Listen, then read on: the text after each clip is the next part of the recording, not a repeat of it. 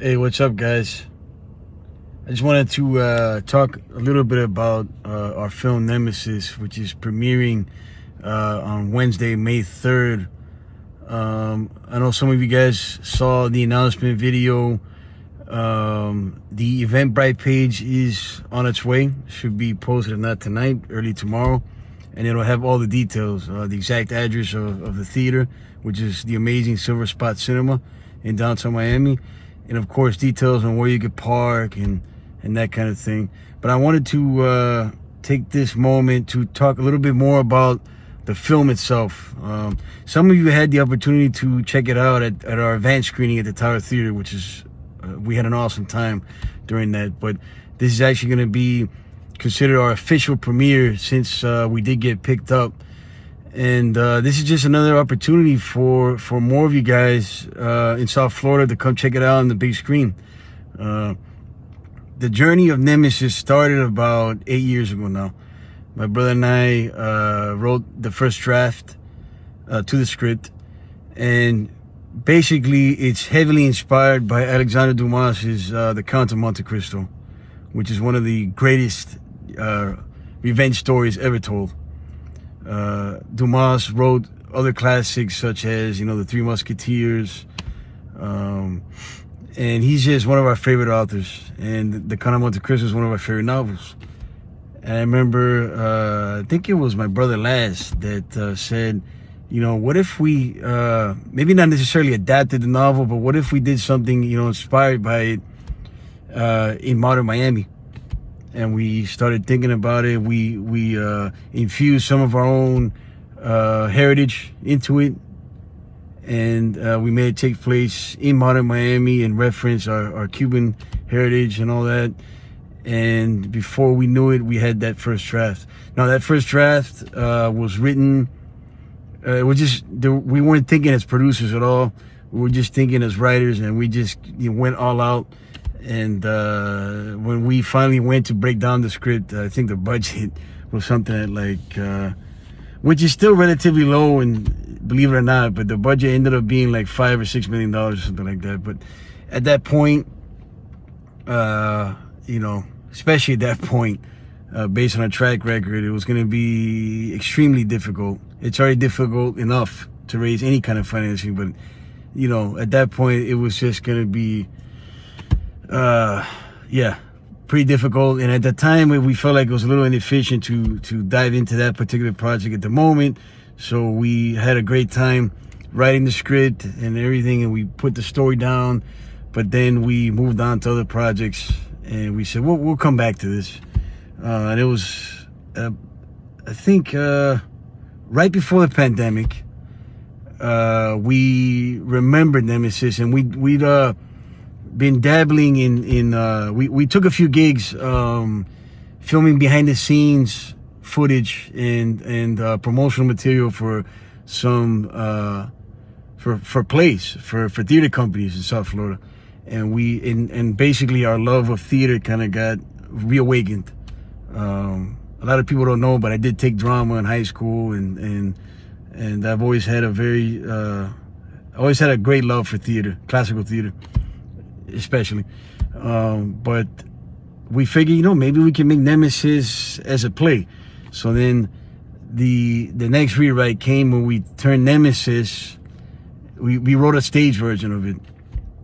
And then the pandemic happened, and we were going through all that stuff. And in the middle of it, something like, 6 months in or something like that, we had a lot of time, like a lot of other people, to think and see what we're gonna do next and all that, or not even what we're gonna do next. Just I think we had to basically rewrite our trajectory and redraw a roadmap in a way, like a lot of other people. And Nemesis came up again, and we thought, this story, it just means too much to us as far as the original vision, which was a cinematic vision.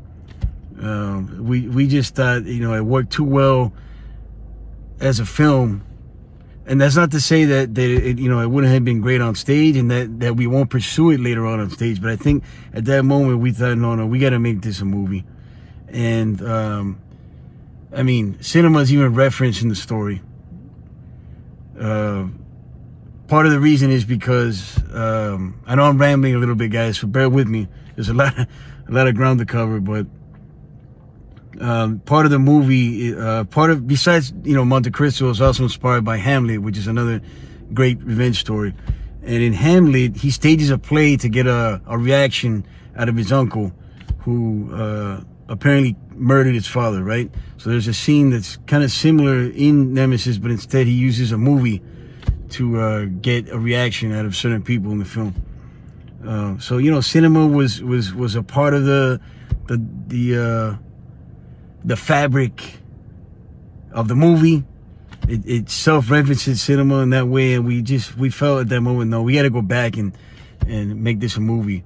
And at the time, we weren't planning on making it. We just wanted to go back and you know, and attack it again as writers. But this time, in the back of our head, we were thinking that sometime soon we were gonna come back to this. So we thought, look, we adapted this as a play, and in the act of doing that, we took out a lot of the more grandiose aspects of it, the grander aspects of it.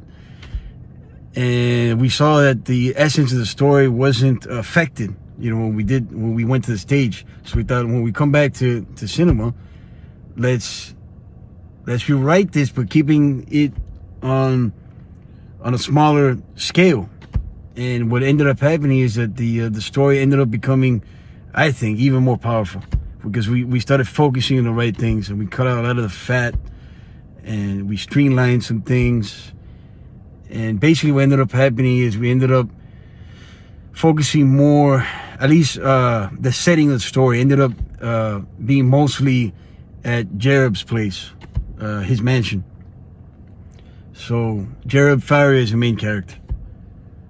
So, I mean, that's in a nutshell kind of the journey of like the second draft. We ended up writing yet another draft, because when finally we were ready to make the film and some of the pieces were in place, we thought that we wouldn't get any support from our number one place where we wanted to film, which was the Deering Estate. And newsflash, we ended up filming there, but or plot twist. But at first we didn't think that they'd give us the time of day, or that, you know, especially on the budget that we had, which I'll give you guys a hint, was not very high, not very close to, say, what Marvel movies are made on, but we made it work, especially with the team that we were able to put together. But yeah, we wanted to film at the Deering Estate. We thought the Deering Estate would be absolutely perfect as a backdrop to the story, and as a stand-in for Jerob's mansion. And we ended up being in talks with a few hotels, and we wrote a draft for a hotel, wrote a draft for a few other locations, and finally we came full circle, and we thought, let's just take a shot in the dark. You never know. And we took a shot in the dark, and lo and behold, the staff of the Deering Estate was more than welcome, and it makes sense, because they're real patrons of the arts. You know, they're not talk, you know, let's be real, there's a lot of organizations out there that say that they support the arts. There's a lot of people that say they support the arts, but you know, there's not much action compared to the words. With the Deering Estate, they really back up what they say when it comes to supporting the arts. They were so welcoming to us, and you know, I mean, they have, you know, artists in residence, and not just for the arts, they also do a lot for the environment, and you know, and of course preserving history and educating people on the history of the area. And yeah, we got to film at the Deering Estate. You know, that was, once the Deering Estate was showing its support, then we thought, all right, we got a movie. And then the cast is another story, which I'll talk about in another video. But basically, 8 years ago we wrote that first draft, and then little by little, you know, it formed into what it is, what the shooting script was. And a lot of films go through that process. You know, it's not something unique to us or this particular situation, but I just wanted to express that, you know, it's important if you're an artist, or particularly if you're a writer and or a filmmaker. If you have an idea that you're passionate about, put it down. Put it down, even if you can't finish it now or you can't film it now. The opportunity might come down the line. So put that thing down, man, and enjoy that process. Enjoy each process, you know. We enjoyed that writing process, and then we enjoyed going back and making it work on a smaller budget. Yeah, we actually enjoyed that, because sometimes, you know, being restricted forces you to be extra creative, you know.